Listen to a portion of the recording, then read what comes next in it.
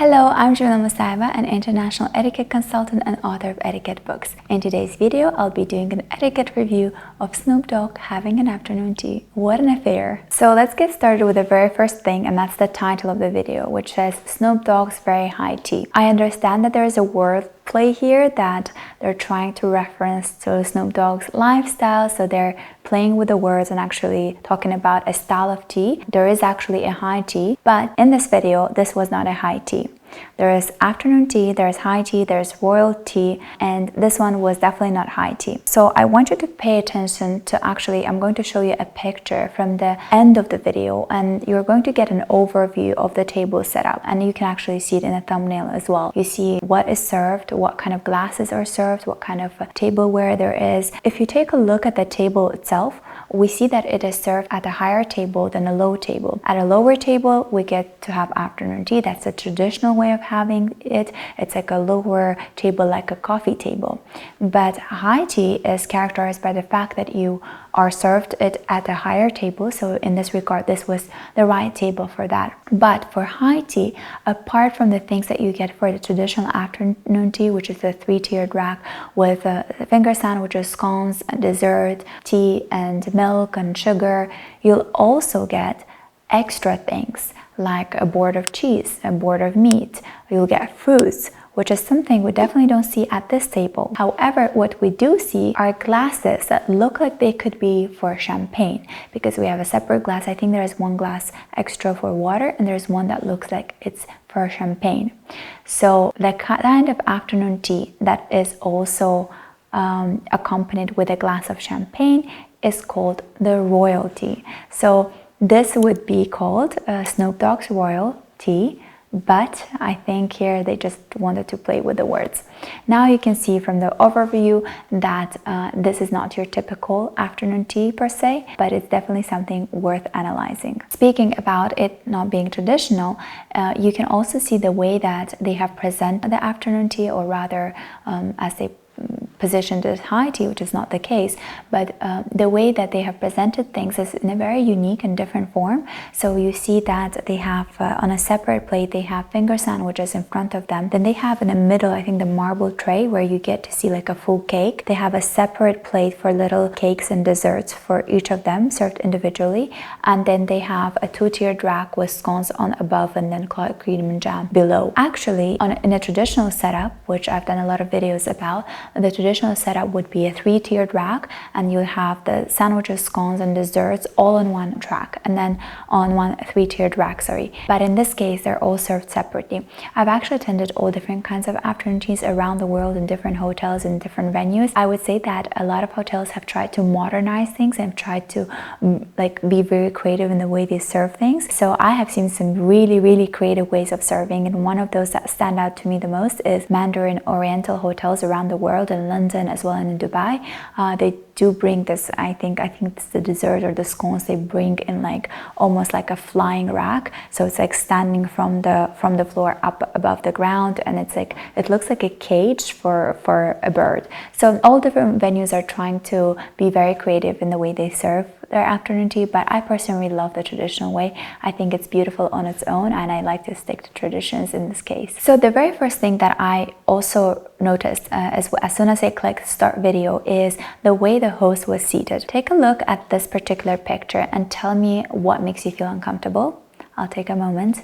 You can type it down below. But if you do agree with me as well, I did feel like it was not very nice the way that he has lifted his feet up like that, almost pointing to the camera. I understand that this is, Snoop Dogg and he's super casual, but even Snoop Dogg doesn't have his legs up like that. He actually has both of his feet on the ground, seated like that. You can tell he's really uncomfortable because he seems like a tall guy, and that chair is quite small for him, but you can see how he's seated properly versus the host who has put his feet up like that. I have noticed a lot with a lot of TV, appearances and podcasters when they take a seat and they put their feet up like that towards another guest, which I don't find very respectful. I do understand when you tuck your feet on the couch, it's away from the person but not pointing almost into the camera or onto them, because in a lot of cultures actually feet is considered something not very proper or not very clean, and so exposing the bottom of your feet to someone might be insulting, especially if you're in Middle East or in Southeast Asia,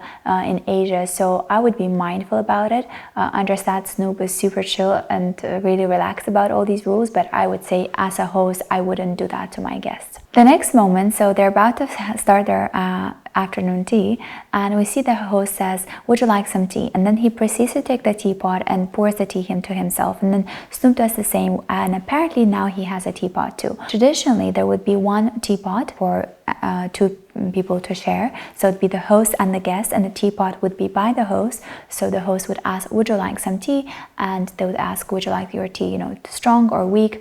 Would you like some sugar or milk?" So, and the guest would tell what they like, and the host will prepare accordingly. So in this case, actually, he asked, "Would you like some tea?" And then he proceeds to pour for himself. And then I was like, "Okay, what are you doing?" But then I saw that Snoop actually has his own teapot. So this is, I think, the more modern way of having afternoon tea, where every guest has his or her own teapot and they can serve themselves. But traditionally speaking, it would be the host who first has to serve the guest and then only serve himself. Next, we see that the host asks, "Would you like some milk?" And I see that there's only one milk container for both, which means they have to share it.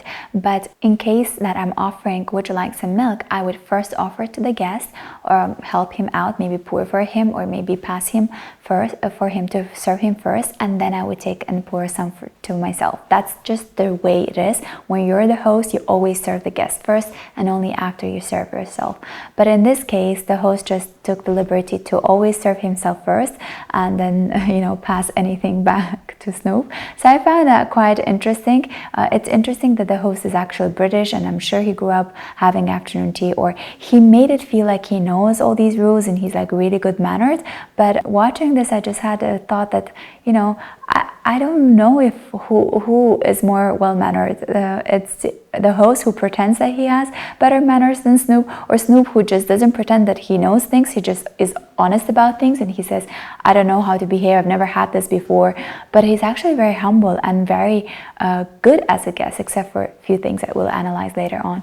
But he passes him the milk strainer, and when you look at the way that he passes it to him, he passes it to him with the handle facing himself and not Snoop. And Snoop has to take it by the front and then has to turn around, hold the handle, and then pour for himself. The more polite way of passing things would be to pass him with the handle towards Snoop, so then Snoop can easily just pick up the handle and pour for himself. It's the correct way of passing anything. You always pass with the handle facing the person that you're passing the item to. It's just considerate, and you can see how he's struggling to try to turn it around, hold on to the handle, and then pour some milk for himself. Speaking about the milk, there's often a debate what goes in first, milk or tea, and the right answer is you first add tea and then you add milk, like it was done in this video. But back in the days when porcelain was so rare, it was so difficult to produce it, and it was so fine that it could crack under hot water. In that case, they used to first add milk and then add water, so that it wouldn't, the first thing that would hit the walls of the porcelain would not be hot water. In a way, it was protecting the porcelain. But over the years, of course, the technique of producing porcelain has been developed so much so that it became resistant to really hot temperature. So now adding your tea and then your milk is completely okay, and that's actually the right way of doing it. Next, after adding their tea, milk, now they're adding their sugar. In this episode that you're going to be seeing is that they are adding this sugar that's individually wrapped in a wrap paper. And when I was watching it, it just immediately brought down the level of the afternoon tea to something more casual. Generally speaking, afternoon tea is quite a dainty affair. It's very elegant. You usually enjoy the beautiful venues. Sometimes there's live piano playing. It's just a very noble affair, I would say, or it has become one. Then seeing these individually wrapped papers, I was thrown off a little bit. But this is something I've actually noticed in a lot of venues after COVID, that instead of serving the sugar cubes in a beautiful plate with sugar tongs, I see that now they're just individually wrapped sugar, that it is put together with other beautiful things at the table, and it immediately, I think, ruins the whole look, or at least to me it does. But I see a lot of the places have embraced this way of serving sugar. In that case, you have to pick up an individual wrapped paper for yourself and add sugar if you would like your tea with sugar. Next, we see that the host is giving a quick etiquette lesson to Snoop, and he's explaining to him how you should actually stir tea so that you're not making a lot of noise. And he says you have to actually move your spoon up and down, so from 12 to 6 motion rather than in circular motions. I always embrace that ideology as well. I always say you have to stir from 12 to 6, but I've also encountered recently some very well established etiquette teachers that say it's okay to do it in circular motions as long as you're not creating any sound. So there's not like a strict rule as to it has to be back and forth or in a circular motion. As long as there is no sound, you are doing it great. But I think the reason that a lot of etiquette experts are insisting on doing it from 12 to 6 is that if you try it at home, take a spoon, stir it up and down, the likelihood of you hitting the wall is a lot less than if you're doing it in circular motions. When you're doing it in circular motions, you are more likely to hit one of the walls when you're doing it in circle rather than when you're doing it up and forth. So personally, I find it easier to avoid making any sounds if you're stirring it back and forth like shown in this video. So that was a good lesson from the host. So now that they've stirred the tea, they're now placing the spoon behind the cup on a saucer, which is what the host has done. I don't get to see much of what he's doing, but I'm assuming from the little views that I get that that's what he has done. And then we see that Snoop Dogg does the same, except he shakes off the spoon a little bit before placing it behind. This is something you don't have to do. You don't shake off your spoon if you're in public. You don't shake off anything at the table. The best way to do it is just leave your spoon a little bit above your cup, wait for the drop to fall, and then you place the spoon behind the saucer like both of them have done, which is the right way. I think what I loved about Snoop is that he was so observant of what the host was doing, and he was really eager to pick up on his manners, except I wouldn't say that host had the best manners to follow. What I love about Snoop is he was very humble in a process, and I think that's just his personality, and I truly adored watching him. So now they have their teas, and we see that her host initiates for clinking teacups, and I was just taken aback when I saw it. I was like, what is he doing? Snoop Dogg was not the one to initiate that, and I don't know where the host got this manners from. He's British, he definitely knows there's no clinging of teacups. I don't know if he was trying to be like, hey man, I'm cool like you, let's clink teacups. But I would say Snoop was an amazing guest. He was not initiating any of that. And then they're clinking teacups, which is obviously something you will never do ever at afternoon tea. You don't really clink even glasses at a formal dinner table. So you just toast without clinking. You'll raise the glass but not clink it. So this was just one of those moments when I was like, oh my God, I don't know where he's getting his manners from, but this is something you definitely shouldn't be doing. Now, one of the biggest questions when it comes to having afternoon tea and holding a teacup is whether I put my pinky out or do I tuck it in. I think one of the wrongly created assumptions was that you have to stick your pinky out to look very elegant and refined. And so actually Snoop Dogg was doing it all correct up until the point when he decided to ask, what is the right way of doing it? Because he was holding the teacup very well, pinched. His fingers were aligned along the handle, so he was doing a really good job. And I think he just wanted to learn or wanted to double check if sticking pinky out was a good way, because he wasn't doing it in the beginning. And then the host explains that you actually shouldn't be doing it because that would indicate that you have syphilis. And he said back in France it would mean that you had syphilis. Afternoon tea actually evolved and developed and was created in Britain. I'm not really sure if that legend about having syphilis was pertinent to France. I do believe that there was something people believed in UK as well, that it is one of the legends that sticking pinky out would mean that you have syphilis, and let others know as well who is ill and who is not. But it's just one of those legends.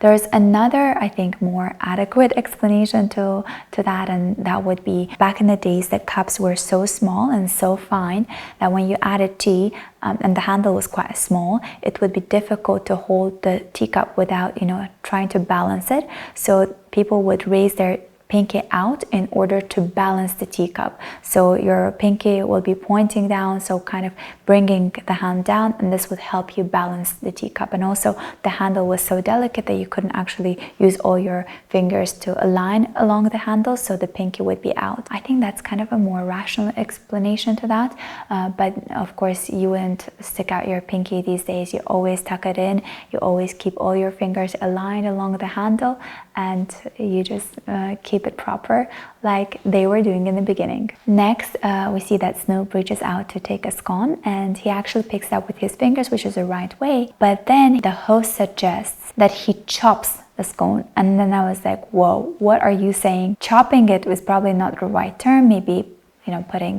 cutting it in half, maybe splitting it in half would be a better term to use. And that's what Snoop does. He takes the knife and actually chops it. You can see how forcefully he splits it into two pieces. So this is something I wanted to focus your attention on, because it's very important to guide your guest in the right way and choose your words in a way that could help your guest better understand how to deal with what he has to deal. If it's something foreign to him, maybe it's your traditional dish, you have to guide them in the best possible way, either through an example or through the words that you guide. So in this case, I would say, you can use your fingers to split it into half, or you could cut it into half.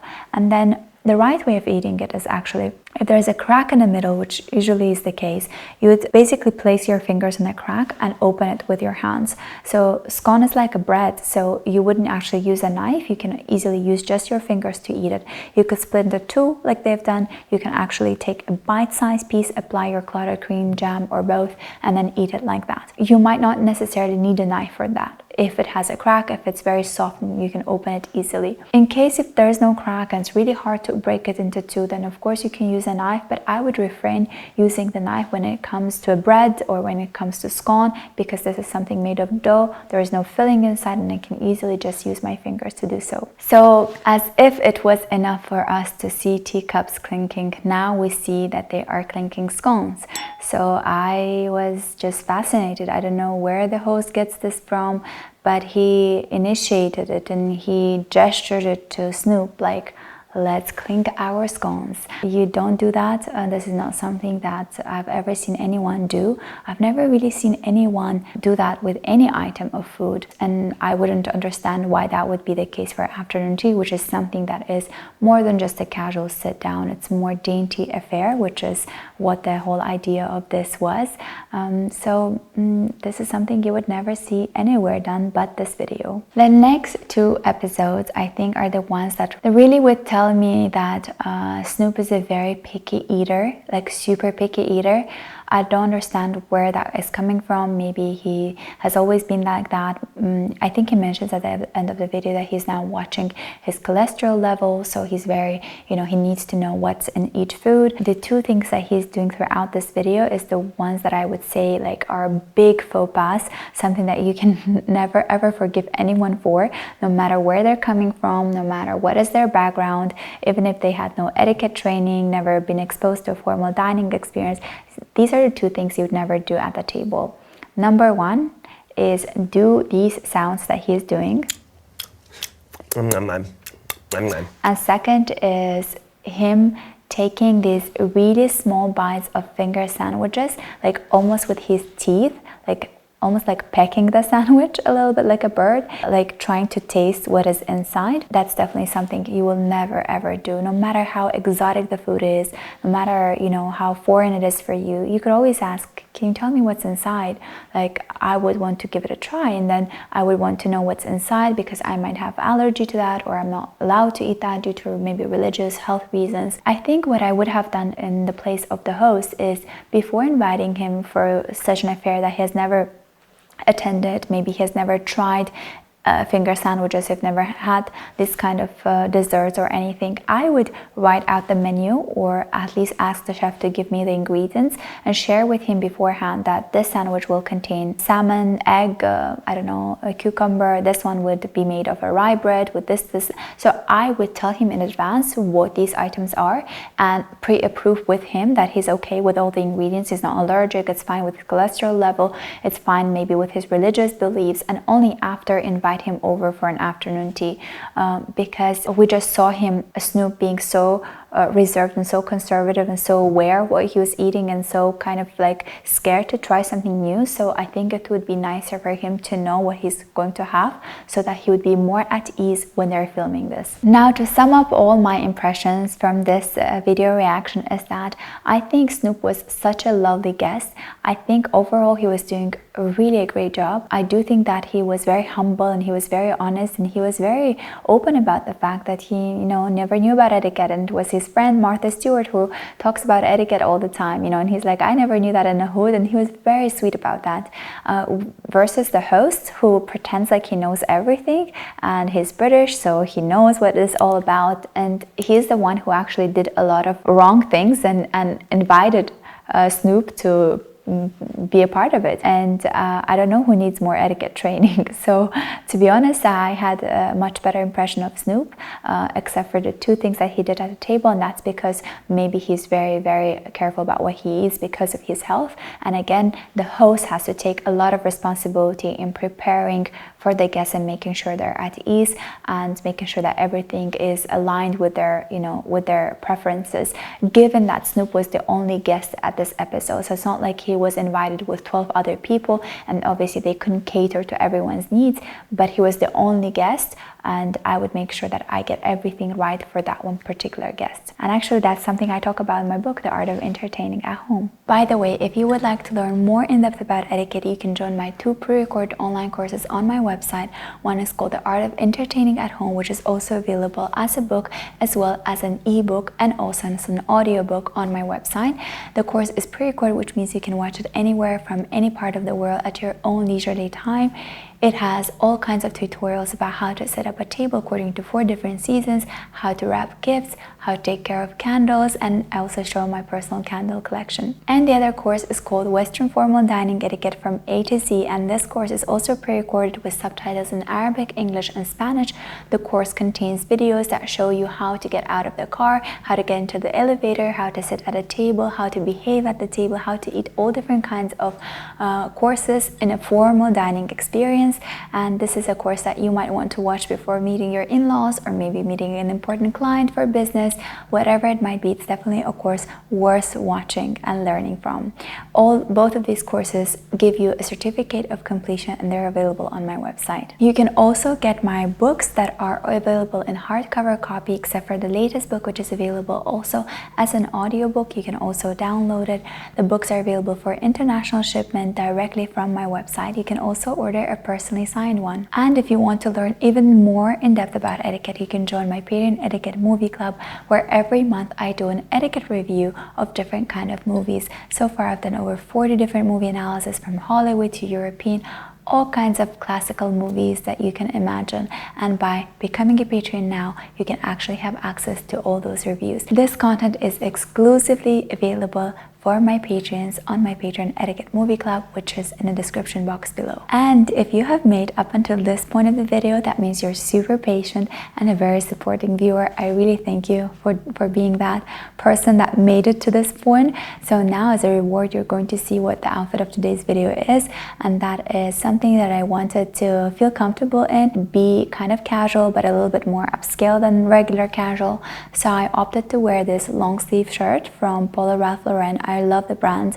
I have a lot of button-down shirts of all different kinds of colors, and it's just something I love to wear for every day, as well as if I'm going for a meeting, I can just change my pants to suit pants or a skirt, and they always look nice with pretty much everything. Very versatile shirts. And I also wanted to match with my flowers. You know how I'm very about matching things. So I opted for these really comfortable denim jeans from Zara. They're high-rise. I think they're called mom jeans, and I think I got them a while back, so I don't remember if they still have it, but I think they should. It's just a basic item. And I've paired the whole look with my super comfortable, very elegant, and it's just a pair of shoes that I pretty much wear every day. If I don't have any meeting to go for, then this would be my go-to shoe, and that is by a brand I've collaborated with called Vivi. You can actually use my code. It's still valid. You can use the code, and I'll link it as well in the description box. I guarantee you these shoes will be the most comfiest ones you've ever had, but also not compromising focusing on elegance. Now that is the end of the video. Thank you so much for watching this video until the very end. If you liked it, please give it a thumbs up and do let me know in your comment section below what are some suggestions that you have for me. I always love taking notes on your video suggestions. Thank you, and I'll see you in my next video. Bye!